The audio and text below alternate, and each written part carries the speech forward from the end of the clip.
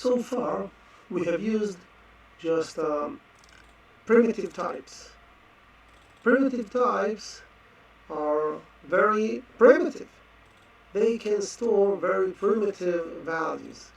For example, int can hold just a whole number, as long also bigger but whole number. Byte is also a whole number, smaller than int, much smaller than int, but it's a whole number. Bool can hold one of two options, true or false. All of these types are very, very limited. They can store very simple value. What if I want to have complicated a little bit type? I want to have a type that will be able to represent a car, for example. Int cannot represent a car. Long cannot represent a car. I want to have a type that can represent a car. Or maybe I want to have a type that can represent a person. First name of the person, the last name of the person, the ID of the person. I want such a type that they are more complex than just in, long, byte, and so on. So, luckily, it's very simple. Using the word struct and the name we choose for our new type, in this case person, and the block of this new type. Now after these very few lines, now we have a new type in our program. We have int, long, byte, and now we have one more type called person.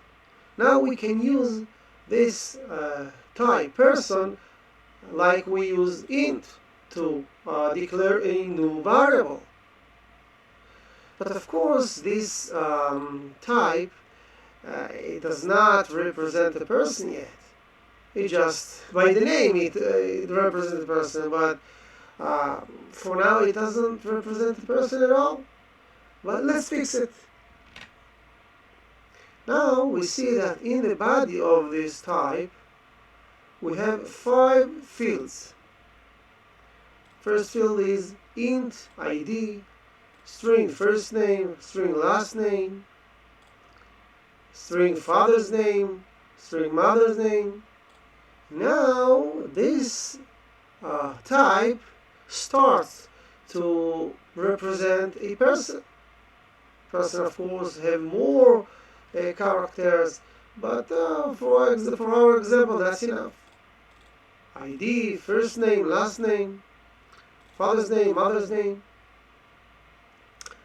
Now we can use this person to create a variable that will hold a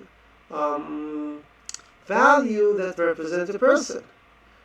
But before that, there is here public. It says public. What does it mean, public? And why here it's private? And here nothing, no private, no public. What does it mean? So let's see.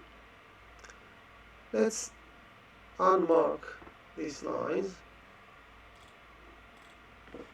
As I said before, now we can use this word person, this type person, in order to create a new variable, to declare a new variable.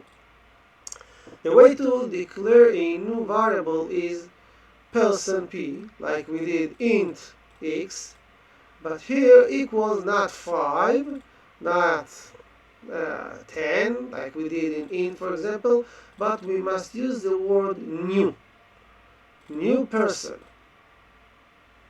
and opening and closing round brackets. Of course, we are not going to explain now what these opening and closing round brackets yet. We are not going to explain in the future. The syntax is, again, person p, the name of our variable, equals new person, and of course a semicolon at the end of like on any other command. Now we have a variable that is supposed to represent a person, but we should enter a details to this variable. And the way to enter a detail to this variable is to write down this p variable and dot. After this dot, we will see everything that is possible inside this variable. And if we remember here, at the declaration of the type, we have three fields that they are public. Means that here after the dot, we will see these three: first name, ID, and last name. Means that we can, because of these three are public, means that we can set them a values. So here we have three lines: PID equals 1 to 7, P dot first name equals Benjamin, and P last name equals Smith. Here we have already a variable named P that the fields inside of it are set with a value. Why we cannot approach these fields? Well, because this type is created, not the variable, the type is created outside of our class. We are here inside this class. So, because of that, we have access only to public fields. And private fields we cannot access. So we don't even see them.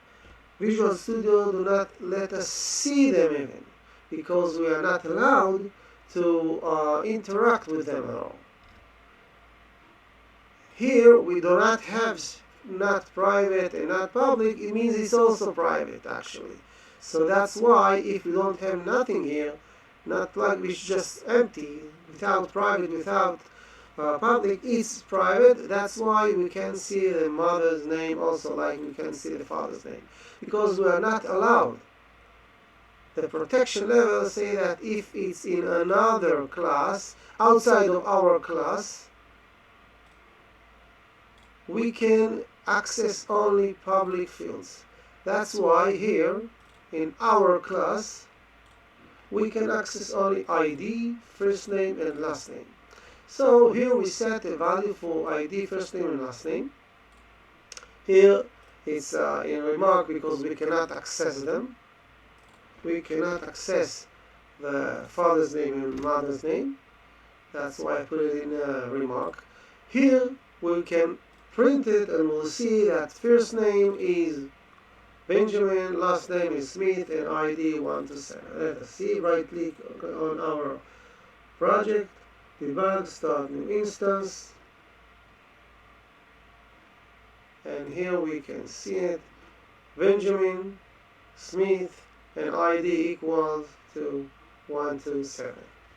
1 to 3 7.